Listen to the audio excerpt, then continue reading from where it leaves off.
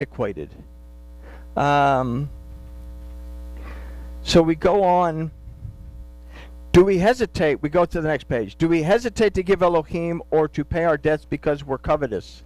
Perhaps we want to wait until everything is just right before we give what is due. So let's back up, because this is one that I wanted to cover. Or is it? Raiment, I am gracious. No, okay. Let's go on. The choices, and we go to, we go to somewhere. I didn't put it.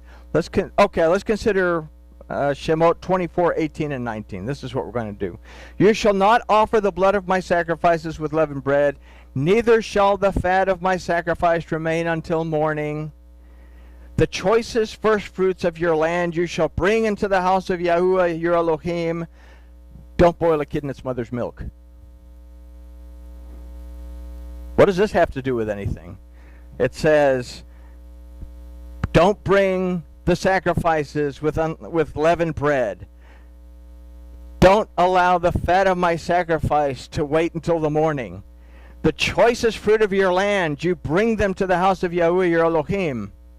Okay, I get it. Don't boil a kid in its mother's milk? What does that have to do with any of this?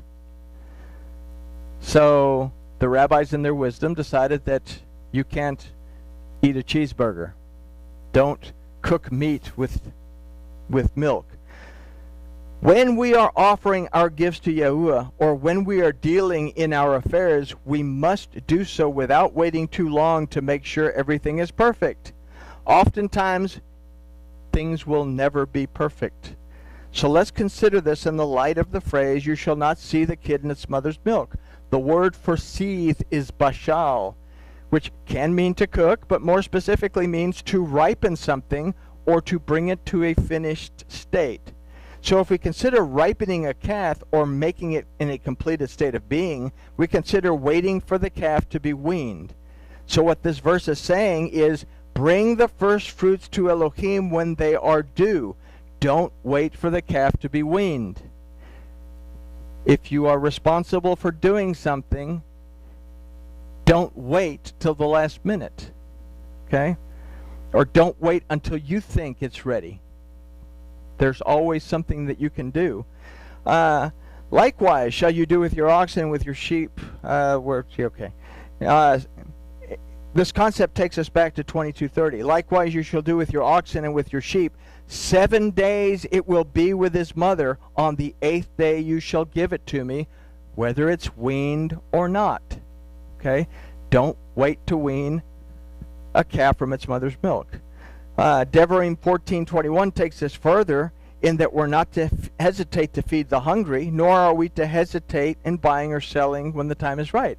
It says, if you have a hungry person at the gates, feed them. If you have a foreigner that's there to buy or sell and he has a good deal, buy it from him. Don't boil a kid in its mother's milk. Again, what does it mean? The idea, this is a saying.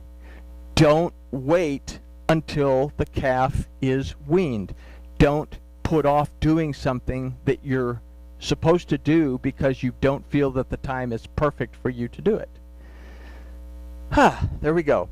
All right. So, if you meet your enemy's ox or his donkey going astray, you should surely give it back to him. If you see the donkey of him who hates you lying under its burden and would forbear to help him, you shall surely help him with it. So compassion cannot have boundaries. We must be willing to help those who truly need us regardless of how we feel about them.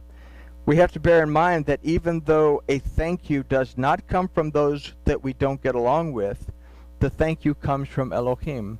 This comes back to the frustration that I always do things for other people, but when I need them, they never do anything for me.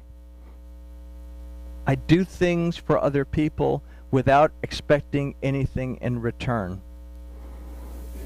You know, if I don't expect anything in return, then I'm not going to be disappointed when I don't get anything in return. If I help them out without an expectation of them helping me when I need their help, that I'm not going to be disappointed or upset when they don't help me, even though I help them. Okay? You shall take no gift, for the gift of bribes blinds the wise and perverts the words of the righteous. So this is obvious, and the verse should also apply to the do not bear false witness. So chapter 24 of Mishpatim deals with the preparation of Moses, Aaron, and the 70 elders of Israel to ascend the mount. Now only Moses is going to ascend fully and appear before Yahuwah to receive the tablets. What we're going to discover, or what we discover in Parsha Mishpatim, is an expounding of the 10 statements, the 10 commandments made by Yahuwah to the children of Israel.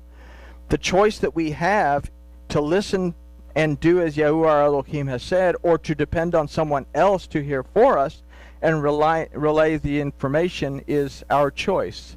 Okay? It is the act of deciding. I can choose to listen to Elohim. I can choose to follow his regulations. I can choose to figure out how to apply them. Or I can simply go to the Talmud where it tells me that these two things mean not to eat the cheeseburger. Okay? So I haven't expounded on all these statutes, but even those on which I have are only my personal interpretation. Again, you know, I see this and I say, okay, well, this could be an application that we could use, but there are an unlimited number of ways that we can apply these if we'll look at them and understand where we are in them.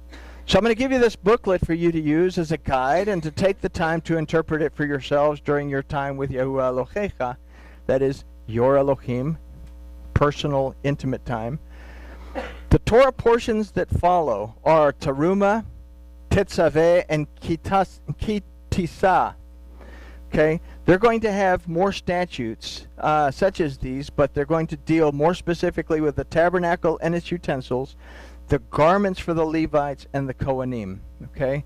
So we're going to go through 3 more Torah portions, halfway into Kitisa. Yeah, I always say that. I always want to say Kitase, but Kitisa. Halfway into that is the whole golden calf thing. So these Mishpatim stop halfway into Kitisa, and the tablets are broken. So bring these with you. Like I say, when we go through them, I'll say, oh, this is something. I'll have a list of the other statutes and stuff you can write down. The first 2 tablets are completed by the middle of Kitisa. And this is the dividing line between the statutes that we considered in this study and the second set of tablets that will contain the Levitical instructions and the death penalties and atonements for violating these statutes under the Levitical system. Until then, I encourage everyone to study these and consider the many modern-day applications and possibilities. Something to consider. When I say a second set of tablets that deal with the Levites and the Cohen and all of the instructions to the Levites, when we look at Ezekiel, we're going to find that the Levites are still doing what they're supposed to do, but the Kohanim, are not going to be ministering in the temple the way that they minister in the Levitical system. It is the sons of Zadok, the priests of Zadok, that will take on that responsibility, and the Kohanim will be basically downsized to carry out the functions that the Levites carry out. So changes take place, but if we don't catch it in the Torah, then we're going to be really, really confused by the time we get to Ezekiel. And I guess with that, everybody says, thank goodness he's going to say it. Grooviness has been achieved.